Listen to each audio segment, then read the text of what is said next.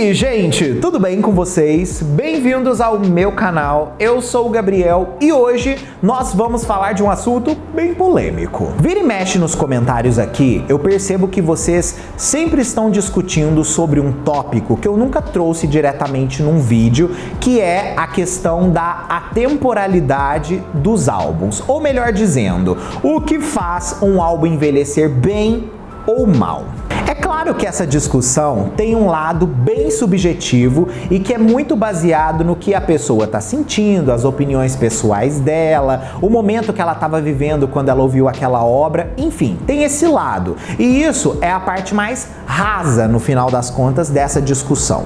Porém, existe um lado técnico por trás disso daí que eu acho que é super importante a gente começar a ficar atento, porque ele sim deve ser levado em consideração quando a gente vai analisar esse tipo de tópico. Antes da gente começar, já sabe, se você não é inscrito aqui no canal, por favor, já se inscreve, vem fazer parte da nossa comunidade. Aqui eu falo de música pop e entretenimento e vai ser maravilhoso ter você aqui com a gente. Além disso, tem a loja de camisetas aqui do canal com várias estampas inspiradas pelos artistas que eu trago aqui, que eu tenho certeza que você vai amar. O link fica fixado no topo aqui dos comentários ou na descrição desse vídeo para você poder conferir as estampas. É uma mais linda que a outra.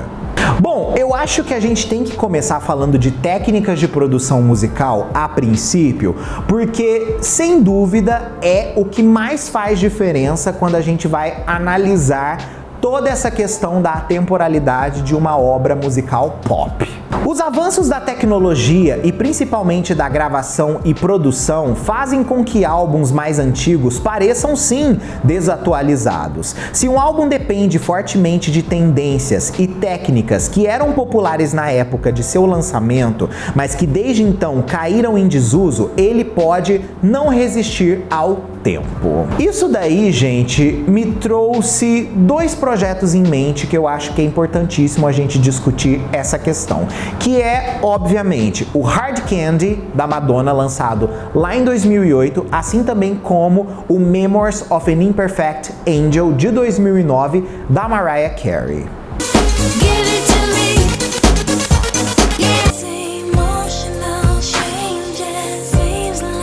Embora Madonna e Mariah tenham tido uma carreira altamente bem-sucedida e influente, é óbvio que os seus álbuns Hard Candy e Memoirs não têm a mesma repercussão quanto seus trabalhos anteriores. Os críticos apontam para o uso intenso de estilos de produção da moda nesses projetos, colaborações com artistas muito contemporâneos e que elas se afastam dos seus sons mais icônicos e únicos. A gente sempre falou muito sobre a questão dos álbuns virem only singles, né? O da Mariah, por exemplo, Memoirs, ele tem músicas muito marcadas nele e ele possui uma quantidade muito grande de fillers, tanto que quando a gente coloca ele ao lado de outros projetos que ela lançou, a gente percebe muito bem o que é Mariah e o que é gravadora. O da Madonna, ela basicamente quis fazer um disco tendência do momento para um público novo. Ela fez um rebranding, deu certo o rebranding,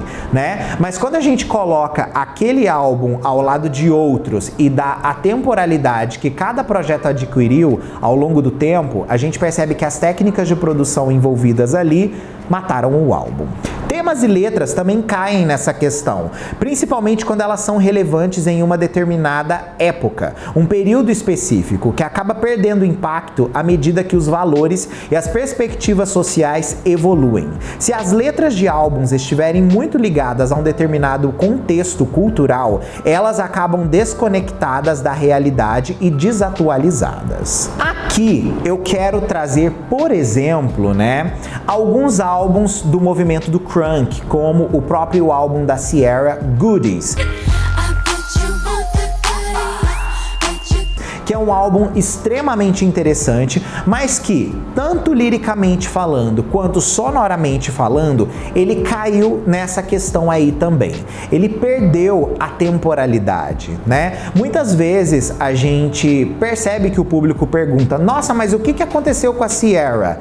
Né? E a resposta é muito simples. A gravadora fez ela entrar numa tendência que estava dando muito certo, ela cresceu na tendência, mas aquela tendência não recebeu reinvenção. Então ela acabou perdendo-se no meio daquele caminho, né? A questão lírica, principalmente, eu já gosto muito de falar dos álbuns dos anos 2000.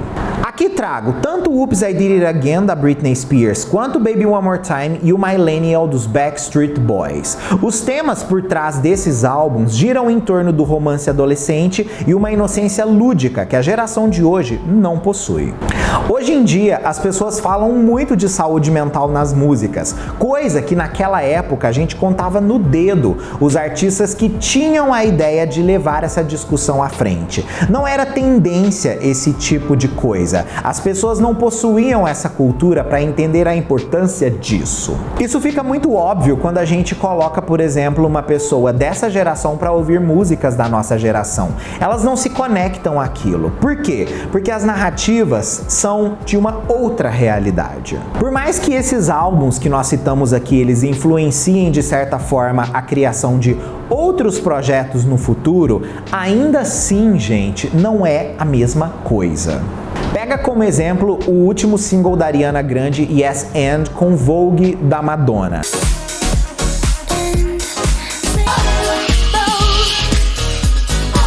Né? A Ariana tem uma profundidade lírica diferente na narrativa daquela música que a Madonna não botou em Vogue, né? E isso mostra a questão dela ter usado a referência, mas falado o que ela precisava falar. Isso daí é um ótimo exemplo pra gente olhar esse tópico aqui de uma coisa que envelhece bem na sua época.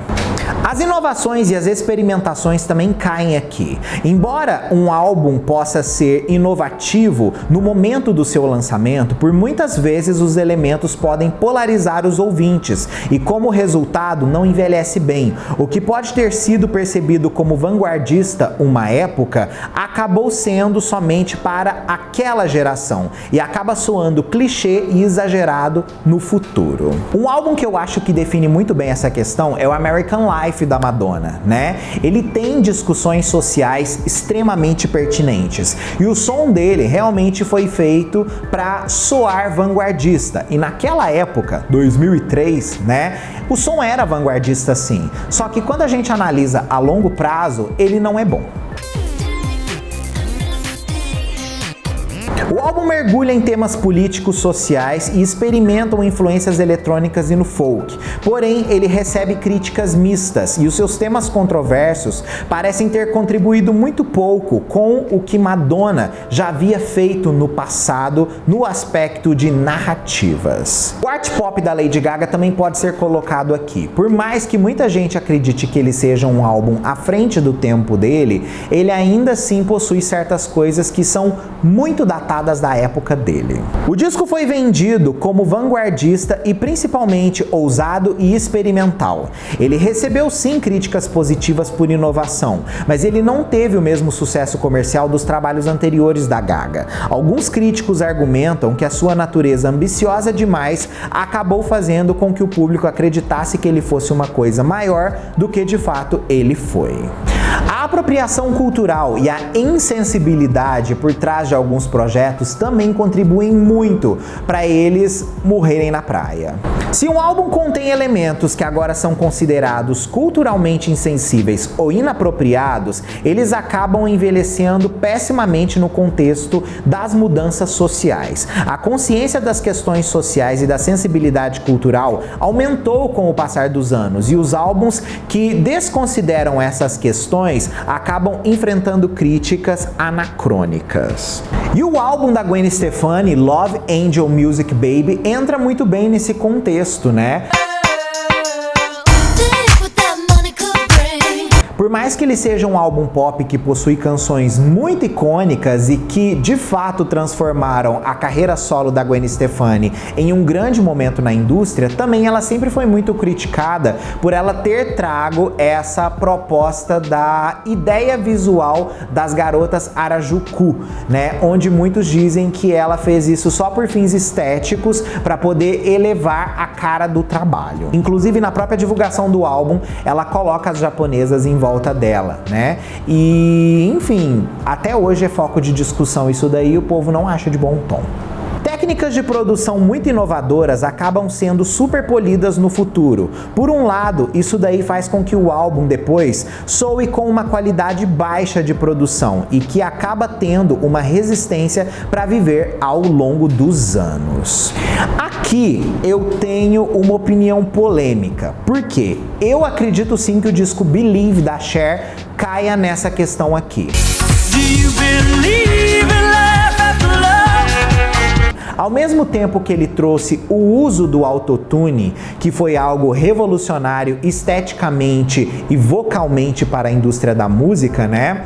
Também o jeito de se usar aquele autotune ficou para trás. Não se usa mais autotune daquele jeito, porque não fica bonito nas canções. O efeito do autotune criou um grande ponto de virada na indústria do final dos anos 90 e início dos anos 2000, uma espécie de futurismo na indústria. Porém, com o passar dos anos, isso daí acabou soando desatualizado para os novos ouvintes. A percepção pública também bate muito forte. A opinião aqui cria um papel significativo na forma com que um álbum é lembrado ao longo do tempo. Se um disco recebeu críticas mistas ou negativas após o seu lançamento, ele pode nunca mais conseguir ganhar fôlego ou popularidade anos depois. Aqui a gente tem que falar de Britney Jean, MDNA, o próprio Stars Dance da nossa querida Selena Gomez, que é um disco que eu gosto pra caramba. Ele também é visto como um dos álbuns que não levou ela para um lugar muito diferente do que simplesmente ser conhecida como Selena Gomez, dessa vez sem The Scene.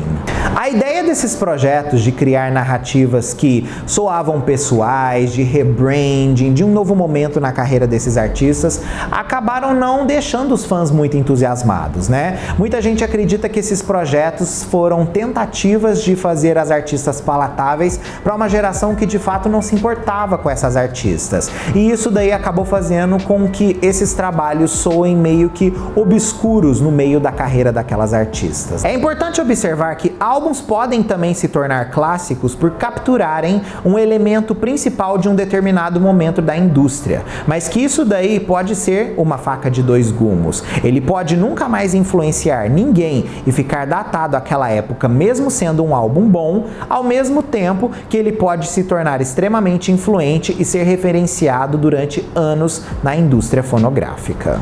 Então, gente, é importante também a gente dizer que isso daqui não é sobre o álbum ser bom ou ruim, mas sim ele ser atemporal ou não. Afinal de contas, ser bom ou ruim é problema de cada um e como cada um vê isso daí, beleza? Comenta aqui a sua opinião que eu quero saber o que você tem pra me dizer. A gente se vê no próximo vídeo ou live nossa aí. Beijo, tchau!